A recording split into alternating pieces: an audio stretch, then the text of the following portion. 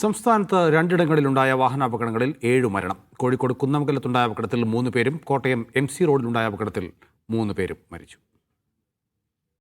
Kunnamangalam പതിമംഗലത്ത് pickup വാനും കാറും കൂട്ടിയിടിച്ചുണ്ടായ അപകടത്തിലാണ് 3 പേർ മരിച്ചത്.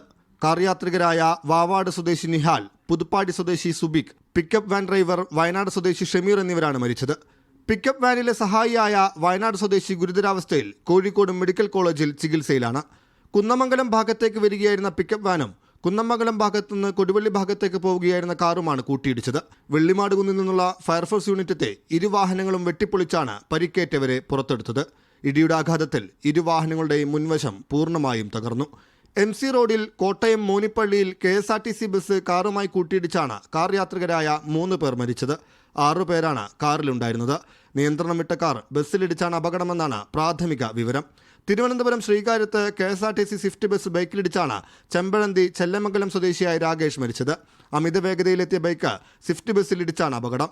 ഇന്ന് വിവാഹം നടക്കാനിരിക്കെയാണ് രാകേഷിന്റെ ദാരുണാന്ത്യം. വിവിധ ബ്യൂറോകൾക്കൊപ്പം മീഡിയ 1 കോഴിക്കോട്.